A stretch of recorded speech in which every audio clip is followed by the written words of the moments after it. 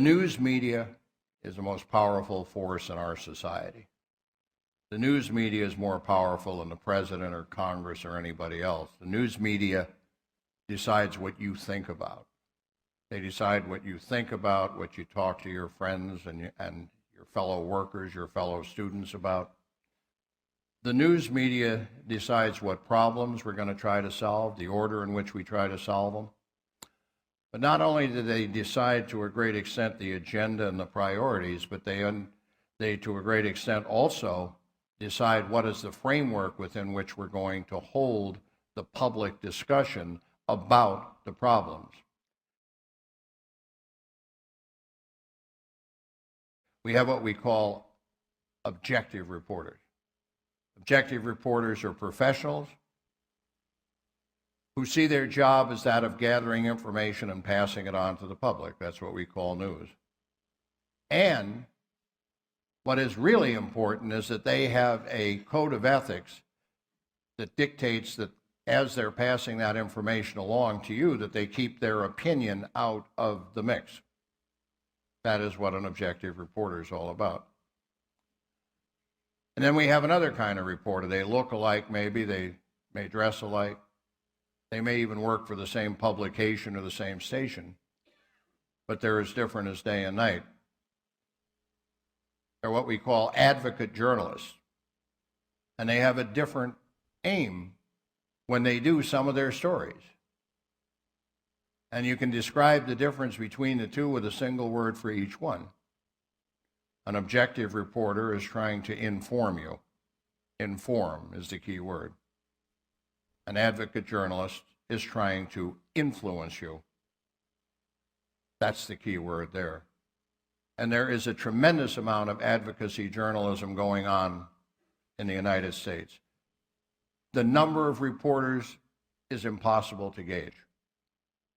There's no way you can come up with a survey in which you're going to get reporters to admit that they're propagandizing the people that they're writing the news for.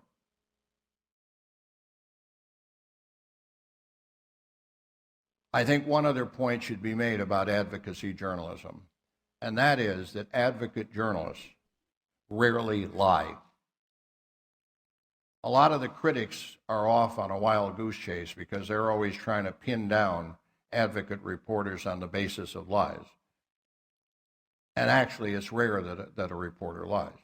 It happens sometimes, but it doesn't make any sense because in a free society, when a reporter lies, they're setting themselves up because eventually they'll get caught, and when they get caught, they lose their credibility and they lose their job, and if you don't believe that, ask Dan Rather.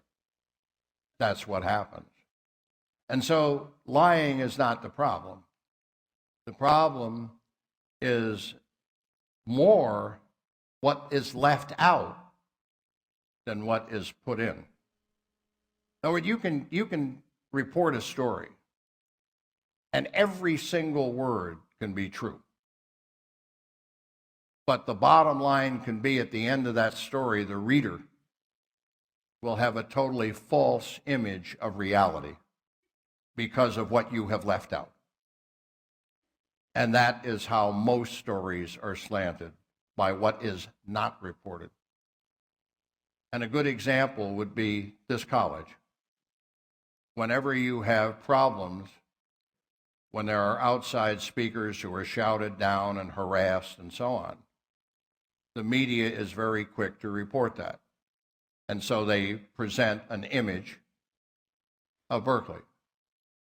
What they don't report is that overwhelmingly the people that are doing the hell-raising are not students. They are people from Telegraph Avenue that come in here and raise hell. Now, that makes a big difference in the image that goes out across the United States of this university. But it's quite true.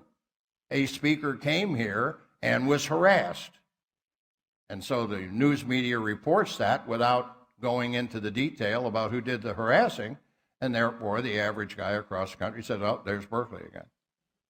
And so you've changed the image of this college simply by what you have not reported.